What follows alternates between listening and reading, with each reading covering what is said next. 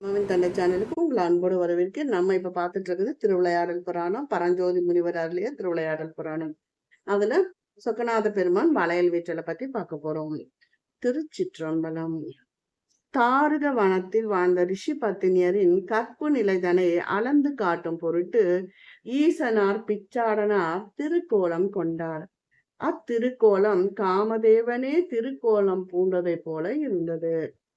அவரது திருக்கோலத்தையும் அமுத கீதத்தையும் கேட்ட ரிஷி பத்தினிகள் தங்கள் நிறை அழிந்தனர்.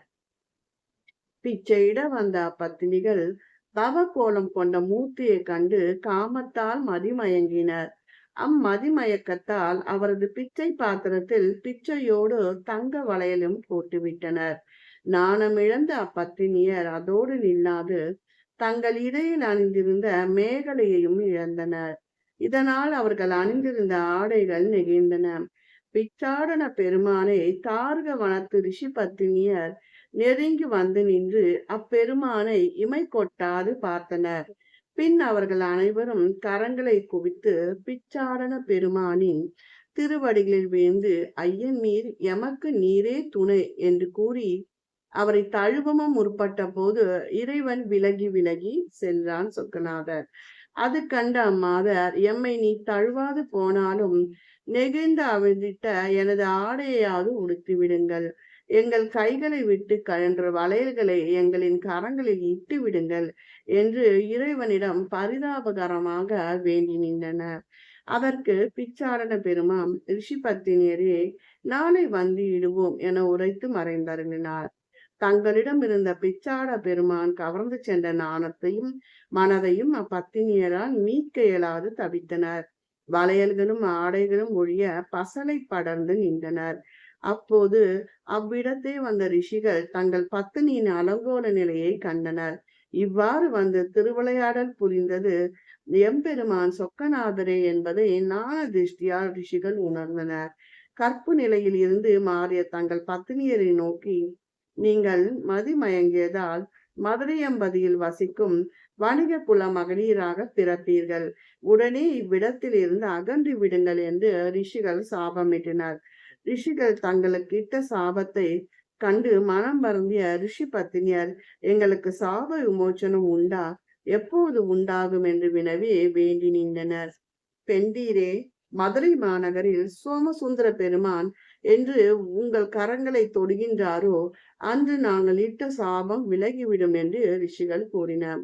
ரிஷிகள் இட்ட சாபத்தால் சிந்தை தளர்ந்த ரிஷப பத்தினியர் மதுரையம்பதியில் வாழும் வணிகர் குலத்து பெண்டீராக வந்து தோன்றினர்.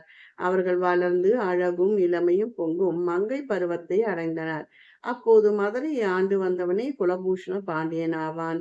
ஒரு நாள் சோமசுந்தர பெருமான் சாபத்தால் வணிக குலம் பெண்டீராக பிறந்திட்ட ரிஷபபத்தினின் மீது கருணை காட்ட திருவுள்ளம் கொண்டார்.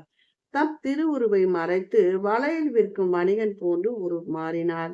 தான் முன்பு ரிஷபபத்தினியிடம் கவர்ந்து சென்ற அதே வளையல்களை பட்டு கயிற்றில் கோர்த்து கொண்டார்.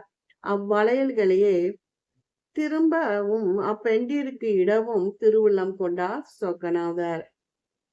வேதம் முறைக்கும் தன் திருவாயினால் மதுரை மாநகரத்தில் வீதிகளில் வளையல் வாங்கலையோ என்று குரல் கொடுத்துவாறு வளையல் வணிகன் வேடம் புனைந்த எம்பெருமான் சென்றார். இறைவனின் இனிய குரல் கேட்டு வணிகர் குலத்து மங்கையர் அனைவரும் சிந்தை தளர்ந்து வீதிக்கு வந்து வளையல் வணிகர் முன்பாக நின்றனர். மன்மதனை ஒத்த எழிலுருவுடன் நின்ற வணிகரை கண்டு அவர்கள் காமமுற்றனர். இருந்த போதும் முதலில் பெண்மைக்கே உரிய அச்சம், மடம், நாணம், பயிர்ப்பு முதலான 4 வகை குணங்களும் அம்மங்கையரை தடுத்து நிறுத்தின. நிலை குலைந்து மனம் தடுமாறிய வணிகர் குலத்து மங்கையர் வளையல் வணிகரை சூழ்ந்து கொண்டனர். வணிகரிடம் தங்களின் மங்கள கரன்களுக்கு வளையல் இடுமாறு கெஞ்சியபடி தங்கள் கரன்களை அவர் முன் நீட்டினர். வணிகர் ஒளிர்ந்த எம்பெருமானும் தன் திருக்கரத்தால் மங்கையர்களின் கரன்களை பற்றி முகிழ்ப்பித்து பல்வகை நல் வளையங்களை இட்டு அவர்களின் காதலை பெருக்கினார். வணிகர் குலத்து மங்கையரும் மனம் இழந்தவர்களாக மீண்டும் மீண்டும் ஏதேனும் ஒரு காரணத்தை கூறிக்கொண்டு வணிக பெருமானின் முன்பு நின்றனர். அப்போது அவர்கள் மனமும் நெகிழத் தொடங்கியது. வளையல் வணிகரே, இம்மாதிரியான வளையல்களை இதற்கு முன்பு எங்குமே நாங்கள் கண்டதில்லை. இவ்வளையல்களை எங்களை மகிழச் செய்தன. நீர் நாளைக்கும் எங்களுக்கு வளையிட வர வேண்டும். சற்றே இருங்கள், தாங்கள் எங்களுக்கு இட்ட வளையல்களுக்கு விலையை தருகிறோம் என்று கூறினார். அதற்கு வணிகர் பெருமான், அதற்கென்ன, நாளை பொழுதில் விலையை யாம் வாங்கிக் கொள்வோம் என உரைந்து மறைத்தருளினார். அது கண்ட மதுரை வாழ் மக்கள் அனைவரும் வணிகர் குலத்து மங்கையரின் சிந்தையை கவர்ந்து சென்றவர் ஈசனாரே என்பதை உணர்ந்து வியந்தனர். சோமசுந்தர பெருமானே தன் திருக்கரங்களால் தொட்டு வளையலிட்ட பாங்கினால் வணிகர் குலத்து மங்கையர் அனைவரும் கருவுற்றனர். முருகப் பெருமானை ஒத்த புதல்வர்களை பெற்றனர். அத்திருக்குமரர்கள் அனைவரும் வீரமும் பெருமையும் களிப்புமாக வாழ்ந்து வந்தனர். இறைவனின் திருவருளார் வணிக குலத்து மங்கையர்கள் மதுரையில் மேலும் சில நாட்கள் வாழ்ந்து பின்பு சிவலோகம் சென்றடைந்தனர். திருச்சிற்றம்பலம், திருச்சிற்றம்பலம், திருச்சிற்றம்பலம்.